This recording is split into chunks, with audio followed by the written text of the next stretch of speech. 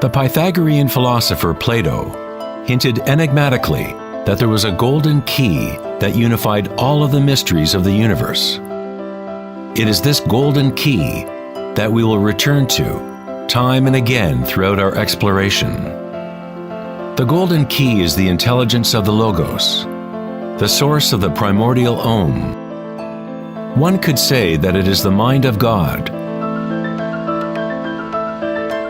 With our limited senses, we are observing only the outer manifestation of the hidden mechanics of self-similarity. The source of this divine symmetry is the greatest mystery of our existence.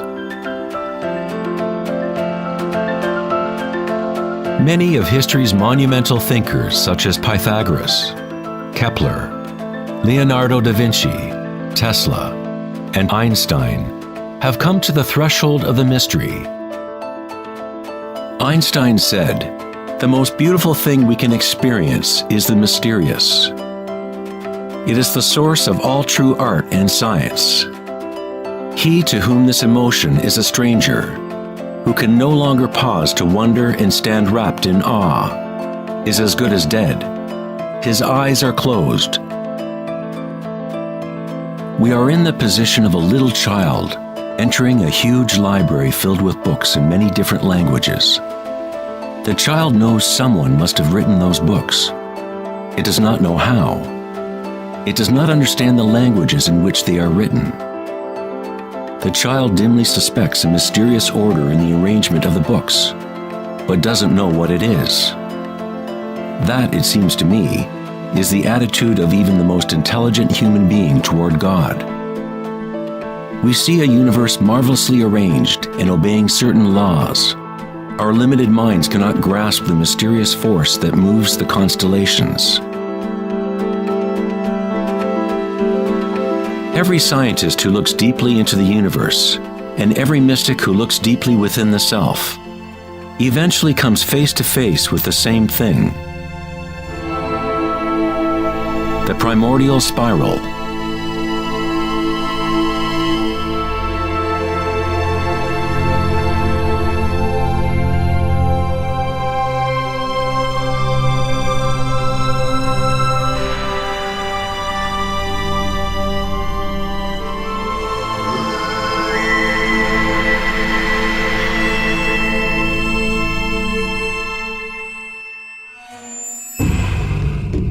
A 1,000 years before the creation of the ancient observatory at Stonehenge, the spiral was a predominant symbol on Earth. Ancient spirals can be found in all parts of the globe. Thousands of ancient spirals such as these can be found all over Europe, North America and New Mexico, Utah, Australia, China, Russia, virtually every indigenous culture on Earth. The ancient spirals symbolize growth, expansion, and cosmic energy, embodied within the sun and the heavens. The spiral form is mirroring the macrocosm of the unfolding universe itself. In native traditions, the spiral was the energetic source, the primordial mother. The Neolithic spirals at Newgrange, Ireland date back 5,000 years.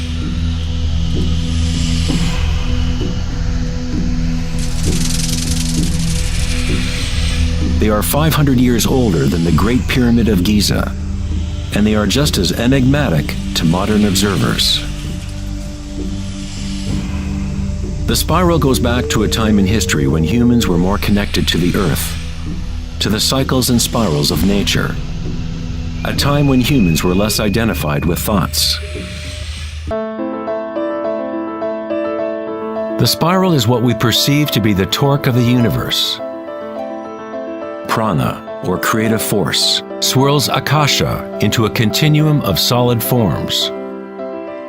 Found at all levels between the macrocosm and the microcosm, from spiral galaxies to weather systems,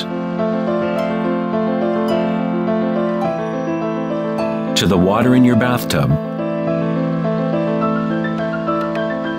to your DNA,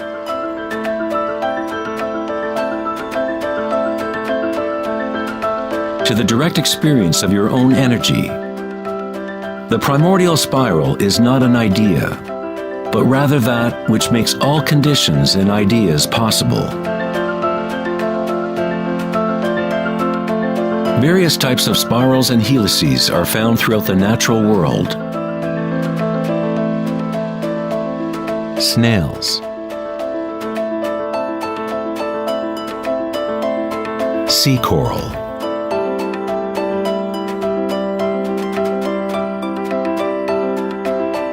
spiderwebs,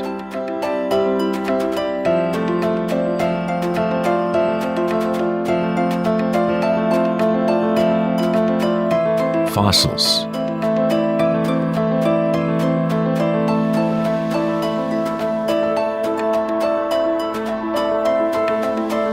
seahorses' tails,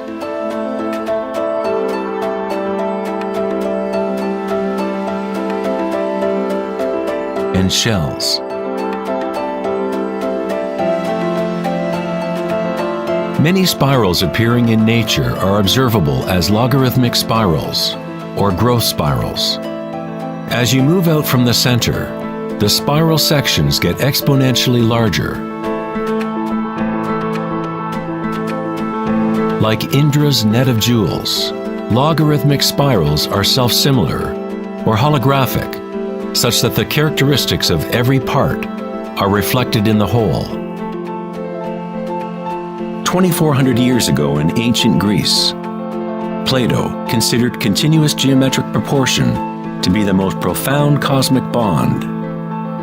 The golden ratio, or divine proportion, was nature's greatest secret. The golden ratio can be expressed as the ratio of A plus B to A is the same as the ratio of A to B. To Plato, the world's soul binds together into one harmonic resonance.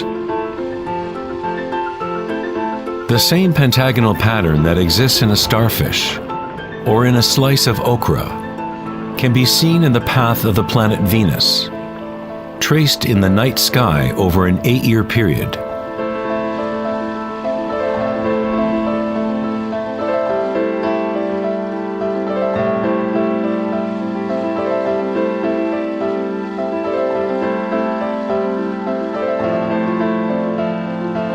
The intelligible world of forms above and the visible world of material objects below through this principle of geometric self-similarity.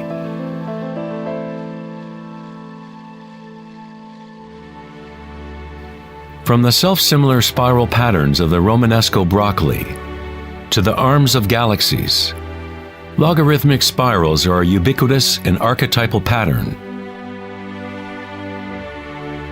Our own Milky Way galaxy has several spiral arms which are logarithmic spirals with a pitch of about 12 degrees. The greater the pitch of the spiral, the tighter the turns. When you observe a plant growing in time-lapse video, you witness it dancing with the spiral of life.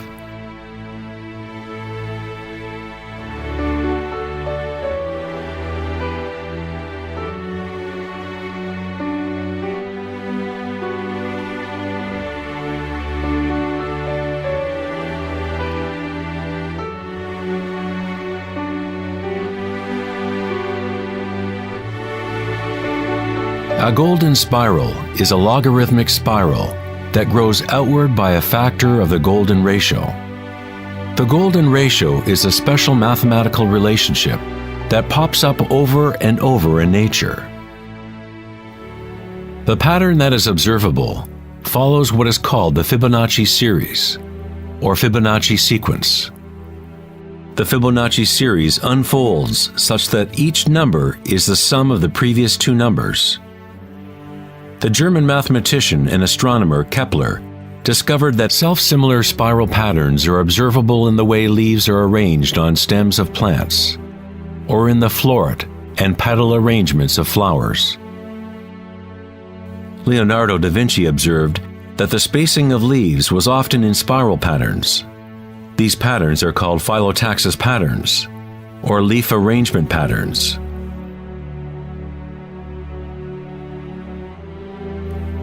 Phyllotaxis arrangements can be seen in self-organizing DNA nucleotides.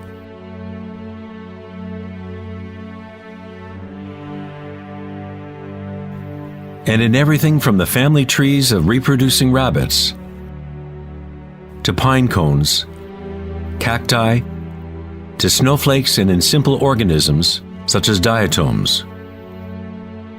Diatoms are one of the most common types of phytoplankton, single-celled organisms that provide food for countless species throughout the food chain.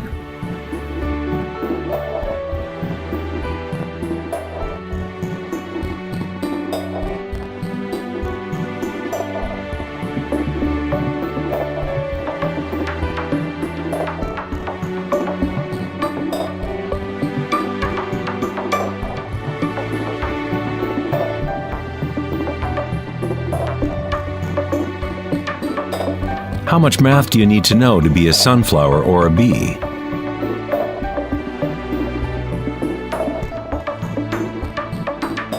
Nature doesn't consult the physics department to grow broccoli. The structuring in nature happens automatically. Scientists in the field of nanotechnology use the term self-assembly to describe the way complexes are formed, such as in the initial hexagonal phase of DNA formation. In nanotechnology engineering, carbon nanotubes are comprised of a similar arrangement of materials. Nature does this type of geometry over and over, effortlessly, automatically, without a calculator. Nature is precise and extremely efficient.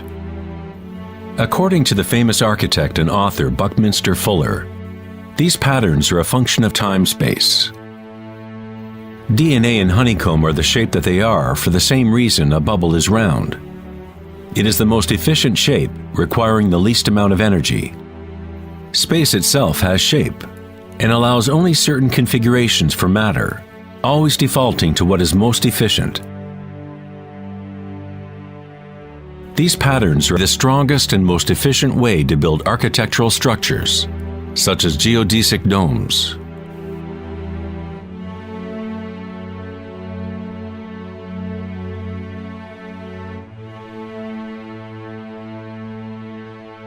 Logarithmic spiral patterns allow plants maximum exposure to insects for pollination, maximum exposure to sunlight and rain, and allow them to efficiently spiral water towards their roots. Birds of prey use the logarithmic spiral pattern to stalk their next meal. Flying in a spiral is the most efficient way to hunt.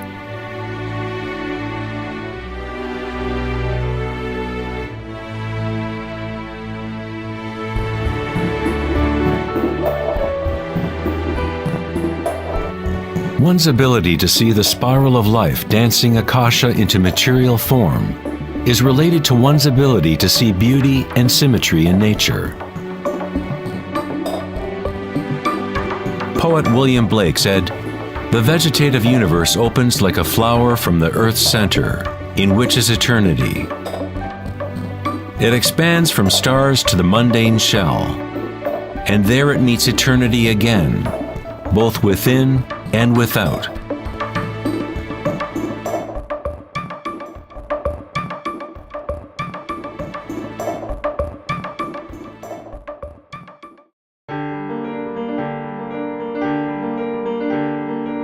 The study of patterns in nature is not something that is very familiar in the West.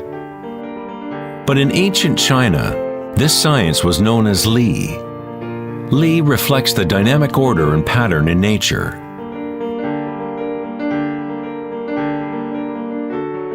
But it is not pattern thought of as something static, frozen, or unchanging, like a mosaic. It is dynamic pattern as embodied in all living things.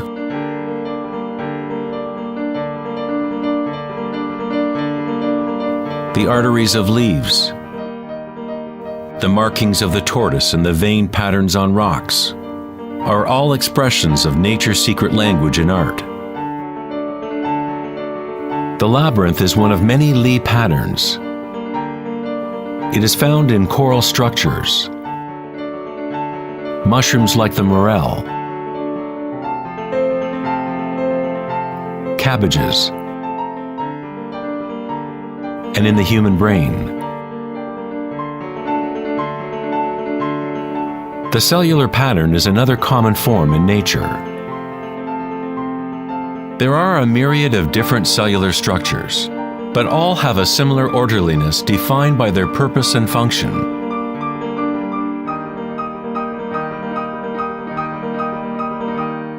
It is easy to be mesmerized with the constant play of forms. But what is most interesting is that certain archetypal forms seem to be woven into the fabric of nature at all. The branching pattern is another Lie pattern, or archetypal pattern, that is observable at all levels and all fractal scales.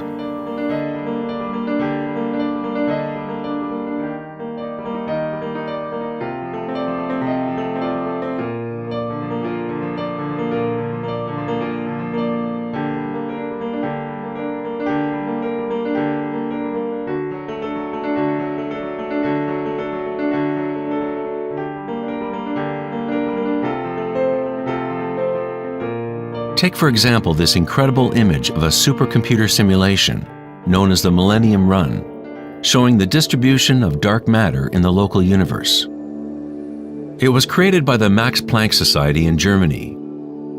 Dark matter is essentially what we previously thought of as empty space. It is like an invisible nervous system that runs throughout the universe.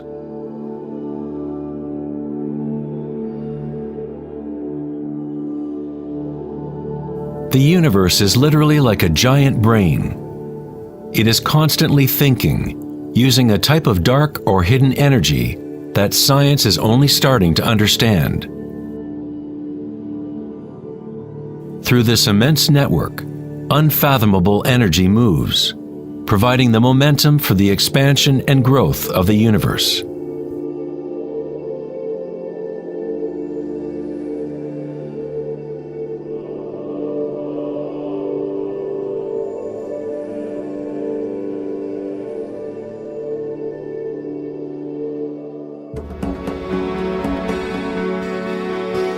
Nature creates branching patterns automatically when we set up the right conditions. Nature is an art-generating machine, or a beauty-creating engine. Here, electricity is being used to grow silver crystal branches. The footage is time-lapsed as they grow over several hours. The crystals form on the aluminum cathode, as ions are electrodeposited from a silver nitrate solution. The formation is self-organizing. You are seeing artwork generated by nature itself. Johann Wolfgang von Goethe said, "Beauty is a manifestation of secret natural laws, which otherwise would have been hidden from us forever." In this sense, everything in nature is alive, self-organizing. When higher voltage is used, the fractal branching becomes even more obvious. This is happening in real time.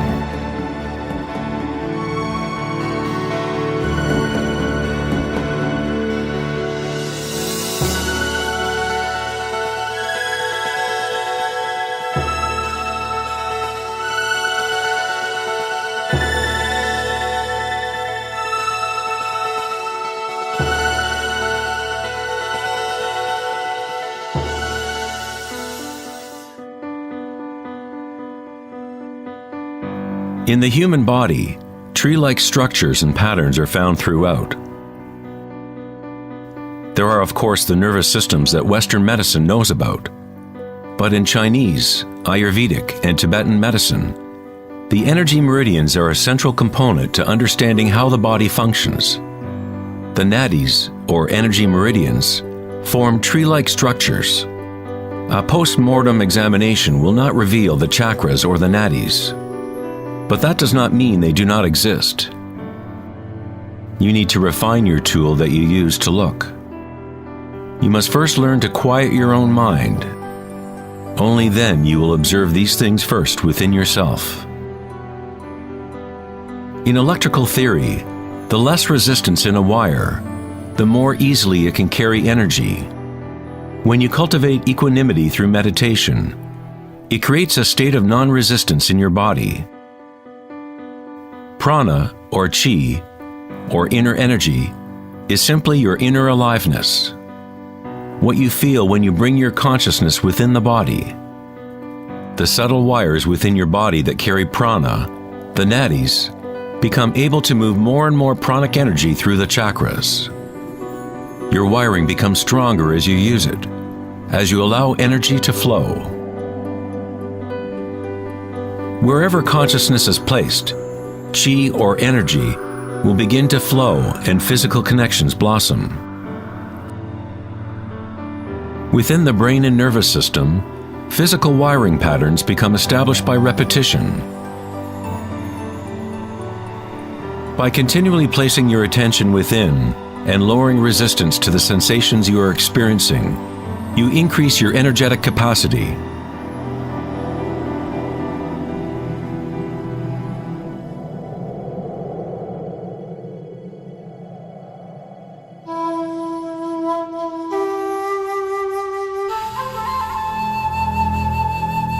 In Taoism, the yin-yang symbol represents the interpenetration of the spiral forces of nature.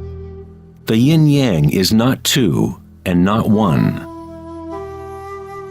The ancient concept of the hara is represented by a yin-yang, or spiral swirl. It is the power center located in the belly below the navel. Hara means literally sea or ocean of energy. In China, the hara is called the lower dantian. In many forms of Asian martial arts, the warrior with strong hara is said to be unstoppable. In the samurai tradition, one form of ritual suicide, or seppuku, was harakiri, was often mispronounced as harikiri. It means to impale one's hara, thereby cutting off one's chi or energy channel. Moving from this center creates the grounded, graceful movement that you see not only in martial arts,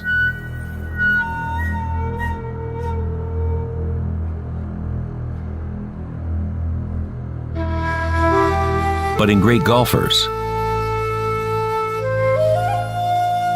belly dancers,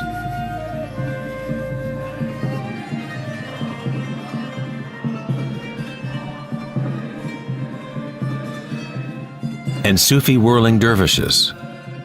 It is the cultivation of single-pointed, disciplined consciousness that is the essence of hara, the stillness in the eye of the hurricane.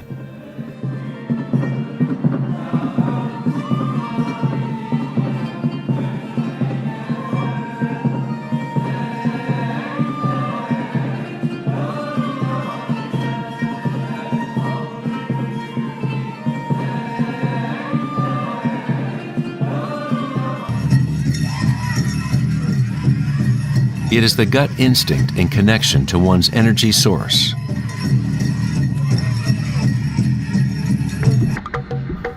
A person with good hara is connected to the earth and to the intuitive wisdom that connects all beings.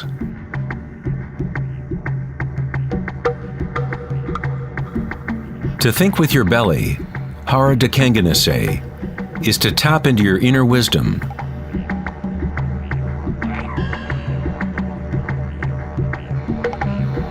The ancient Australian Aborigines concentrated on the same area, just below the navel, where the cord of the great rainbow serpent lay coiled. Again, a representation of the evolutionary energy in humankind. It is no accident that it is in the hara where new life begins.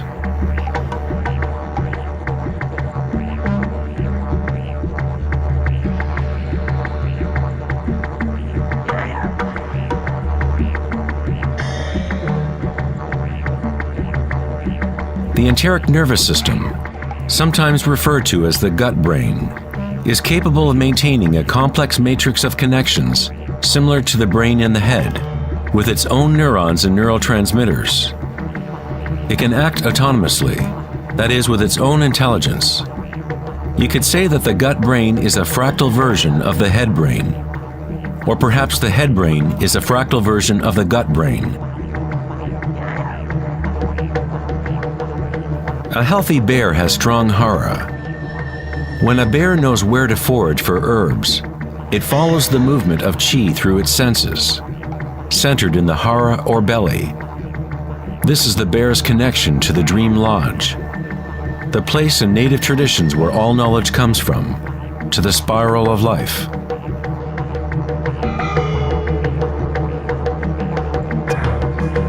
But how did ancient peoples know about the spiral, if modern science is just now starting to recognize its significance?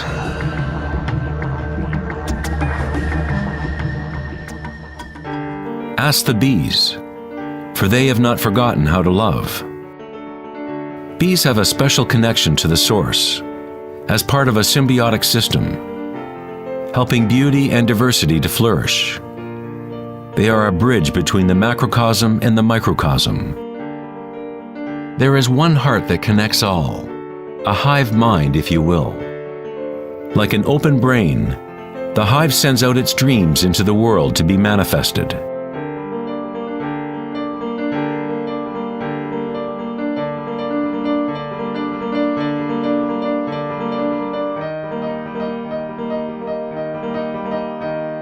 In nature, many creatures know how to act in unison, to move with one spirit, one direction.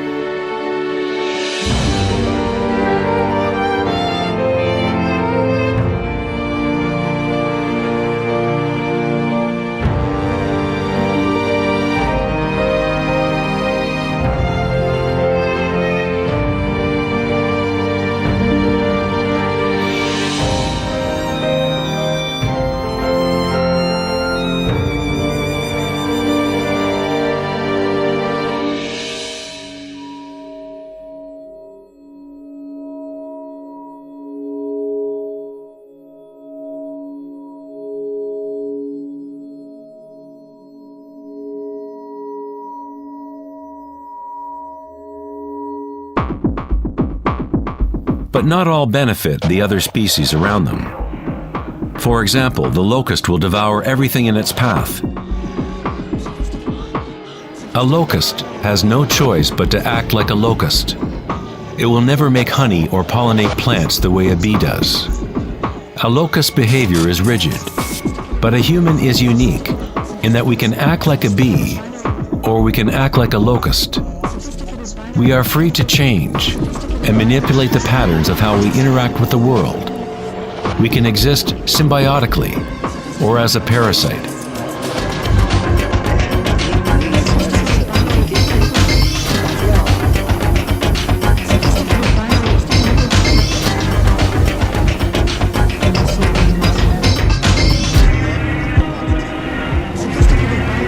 Today, humans try to understand the spiral with the rational mind.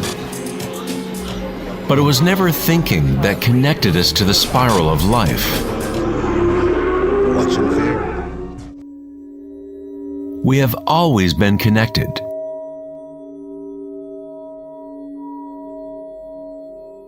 Thinking has been what keeps us in the illusion of separateness, within our own identities.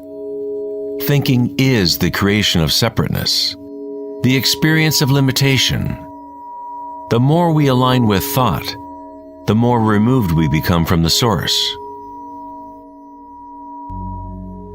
Ancient cultures that were less thought-oriented aligned themselves with the spiral in a more direct and personal way than we do today. In ancient India, Kundalini is a representation of one's inner energy, which moves in snake-like or helix-like pattern up the spine. In the ancient yogic traditions of India, the inner worlds of people at that time were comparable to those of Hara-centered cultures. To balance the power of the spiral with the stillness of your witnessing consciousness is to align with your full evolutionary potential, to blossom into the unique multifaceted being you were designed to be. Ida, the feminine or moon channel, is connected to the right brain, and Pingala, the masculine or sun channel, connected to the left brain. When these two channels are in balance, energy flows up a third channel, Sushumna, along the center of the spine, energizing the chakras and unlocking one's full evolutionary potential. The word chakra is an ancient Sanskrit word meaning energy wheel. Kundalini is nothing less than the primordial spiral that dances your human life into existence. It is a different order of energy than we normally understand, like a bridge from gross matter to the most subtle energies. You are that bridge. Kundalini is not energy that can be forced by will, effort, and friction. It is analogous to growing a flower. All we can do as good gardeners is prepare the soil in proper conditions and let nature take its course.